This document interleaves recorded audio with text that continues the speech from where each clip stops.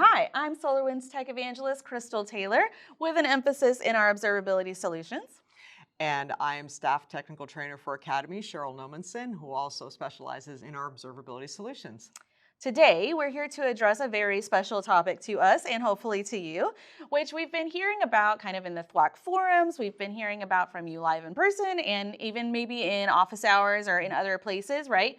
We know that you're asking a lot of questions. We announced in October the SolarWinds AI Agent, and a lot of people are curious if it's just going to be for SaaS or where we're working on this, if we're going to stop working on other things. Well, we're here to reassure you and to share with you a demo of it when it's going to be in the self-hosted solution.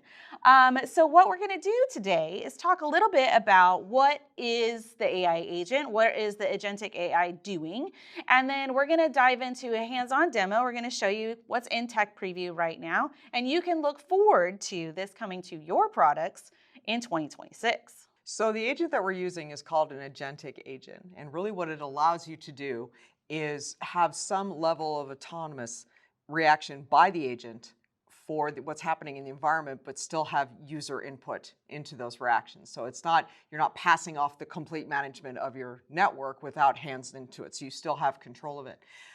The nice thing about it is that any kind of question or anything that you ask is asked in plain English.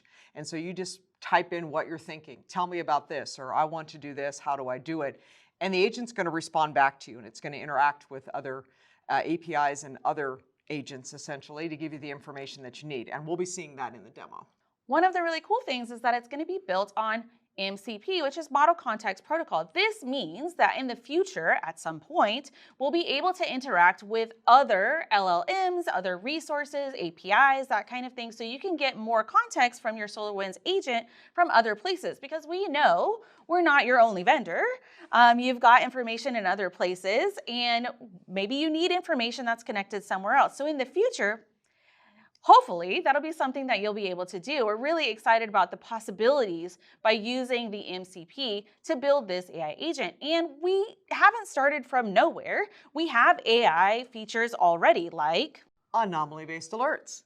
So those of you that have used the anomaly-based alerts, and those of you that maybe have been building alerts for a long time, know that you can build a really, really good alert, but it still wasn't able to dynamically react. And so using this kind of AI technology, we've been able to really optimize alerting to react to the dynamic changes in the environment and have the alert be able to react to those as well. So you've already been using this technology. What we're going to do is take it a big step further. So instead of talking about it, we're going to show you in the demo right now. So now what we're looking at is a demo environment that has the tech preview. As you can see up here, we have a new little icon that you probably haven't seen yet. So this is our AI agent. And just like that, it just pops out to the side. So we got a standard home summary dashboard here. What would we like to ask it? I would like to ask it to show me how to use a particular feature. How do I trace traffic between my nodes? Now it's analyzing, it's thinking about it. Looking for relevant documentation. And this is linked up to the SolarWinds documentation, so you can be assured that it's going to be relevant information and it is going to be accurate because it's the information we put out there for you to use. So you can see here, it's answer your question. I didn't ask it about a specific feature. I asked how I can do tracing of traffic, and it's going to give me a lot of information here on how we can do that, including how to get there and what you need to do. So very quickly, we got that information. It gives us links to our sources so we can see what documentation it's pulling from. And this is going to be true of pretty much any question you ask it that you need to know how to do something. That's great. And then I can just refer to the documentation. It gives you other maybe features that you didn't know existed, like the QoE feature, but also results for using a NetPath feature. So again, you do not have to know what the feature is called and specifics about it, because if you knew that, then maybe you didn't need help with it, right? But you can just say, I need to do this. I need to track this. I need to see this. And the AI agent is smart enough to go say, oh, you're trying to use this feature or that feature. It finds that information and matches the feature to your query and then says, this will help you do this, or this, depending on exactly what you want. And then just gives you the reference document, which also would be very difficult to find In the knowledge base, if you don't know what you're looking for, finding a reference document for it is a little hard. Yeah, Right? that's true. So that is a really good use for the AI agent. You don't even need to know what the feature is. You just say, I need to do this. What else do we think we could maybe ask it? Something not about documentation. Right. So looking at the home summary view, just, when I was an admin, I'm kind of putting that hat on. And if I was looking at this, some of the first things that would jump out at me is like, I have 14 nodes in warning. I have 16 nodes in critical. So from the perspective of managing or monitoring my environment, I'd be like, what is happening with my 16 nodes that are in critical? Environmental data provided. I like these little updates I do because it tells too. you what it's doing. And what I like about that too is I could click on that and then start going to click on all these nodes, or I can just ask the AI agent to do the heavy lifting for me. I'm still going to get at the same information, but I'm going to get at it faster. And if I have entities in my environment that are critical, I want to get at that information as quick as possible. Yeah, and you'll see here whenever it spits out the response, it's going to give us some context around that as well. So we don't have to go individually check each of those nodes. We can get information on why it might be in a critical status from the AI agent. So here we've got our critical node status analysis. So it tells us about the 16 nodes. We've got a list of what they are. We've got root cause categories, which I really like this list because now it's breaking it down for us. Well, it's grouping them together, right? We've got hardware health issues. We've got connectivity issues. We've got storage issues, whatever they are. And then now you've got a quick look at where those issues are, what we can do about them. It'd be easy if all those 16 nodes had the same problem, but you and I both know they never have the same problems, right? So it gives me a list of the different things that are going on with those 16 nodes. Yeah, well, and it gives you more context even. So this one has SNMP v3 username not recognized. That's even deeper in. So it's not just that it's a connectivity issue.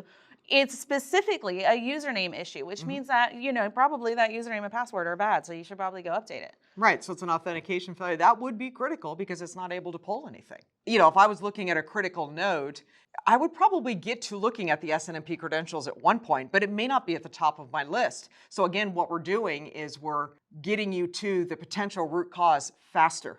Troubleshooting a lot of times is, throwing something against the wall to see what sticks. I mean, let's all admit that is sometimes how you do troubleshooting. And this one's saying, no, don't throw the memory balloon against the wall. You need to go over here to authentication issues.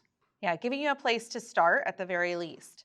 And then you have this immediate action required. These are very serious issues, and it's telling you why they're serious issues. And as you mentioned earlier, recommended next steps. So this will get you started down the road. And then we don't have to go dig into each individual device and kind of figure out all of those things. You don't have to necessarily have alerts set up for all of those individual things. You can just ask about it and then go solve problems.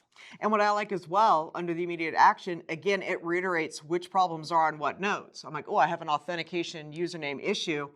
I'm sorry, what node was that? Right, it tells you which ones they are. I think to follow up on this, I'm looking at the potential issues, and it says there are 8 nodes that have interfaces that have critical status or have problems. I'd want to know what interfaces those are. Those nodes could have numerous interfaces, and I could go look at the node and try to find the interfaces, or I can ask the agent to tell me which interfaces are in the critical status. From these nodes, which interfaces are in critical status? Quick, easy question.